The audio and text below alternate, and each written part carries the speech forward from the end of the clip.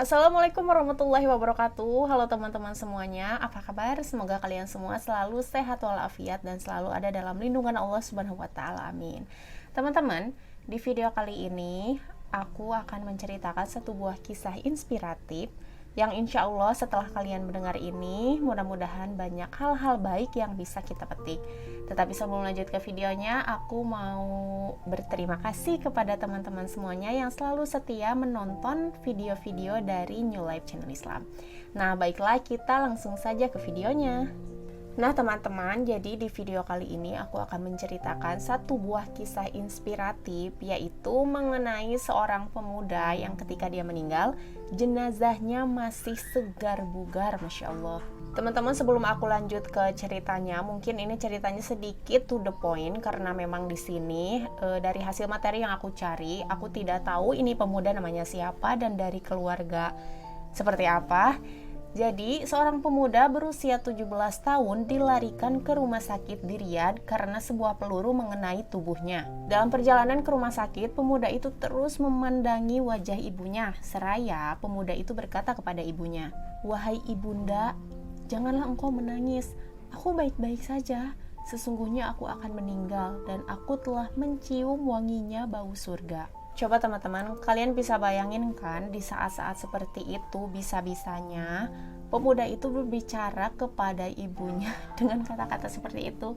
Ya kali orang tua mana yang lagi sikonnya seperti itu, antara hidup dan mati, lagi gundah gulana, banyak berharap semoga anaknya bisa sehat kembali. Si pemuda itu malah berbicara seperti itu kepada ibunya. Nah, ketika dalam perjalanan tersebut, sampailah mereka di instalasi gawat darurat dan seorang dokter langsung menangani pemuda tersebut.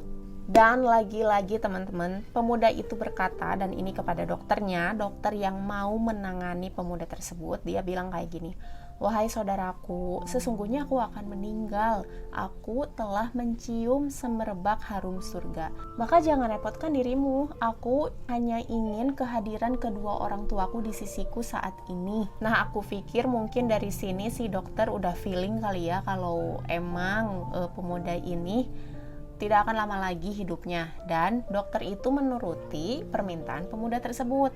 Dan kini ayah dan ibu pemuda tersebut sudah berada di instalasi gawat darurat sesuai permintaan pemuda itu.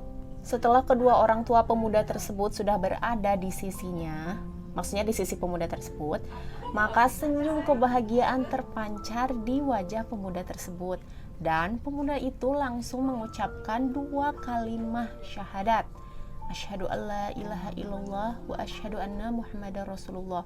Dan seketika itu menjadi kalimat terakhir pemuda tersebut dalam akhir hidupnya.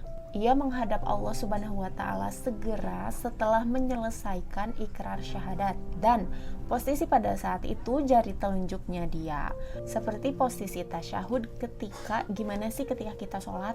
Nah, setelah itu dokter yang mau menangani pemuda tadi, yaitu di sini diceritakan dokternya bernama Khalid bin Abdul Aziz Al-Jubair, sengaja ingin menemui petugas yang memandikan jenazah pemuda tersebut. Nah, kemudian petugas yang memandikan jenazah pemuda tadi menceritakanlah kepada dokter tersebut. Jadi pemuda tadi pada saat dimandikan, jari telunjuknya membentuk isyarat ketika kita sholat pada saat membaca tasyahud.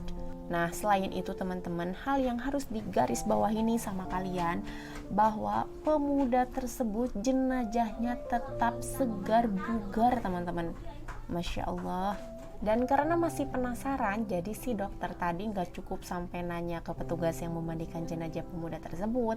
Si dokter itu langsung menemui kedua orang tua pemuda yang tadi meninggal.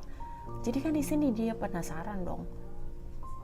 Amal-amal apa sih yang udah dikerjain sama pemuda ini gitu loh, kok dia Masya Allah banget. Jadi dia meninggal dalam keadaan berikrar terlebih dahulu dua kalimat syahadat, bertasyahud, dan jenazahnya tetap segar bugar.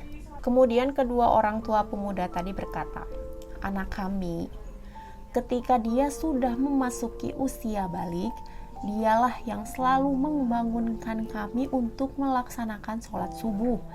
dan dia selalu berqiyamul lail atau tahajud. Juga dia selalu membaca Al-Quran, dan dia selalu berupaya untuk melaksanakan sholat berjamaah di masjid, teman-teman. Masya Allah sekali ini teman-teman, kisah inspiratif yang memang banyak hal-hal yang bisa kita petik ya, hal-hal baik yang bisa kita petik.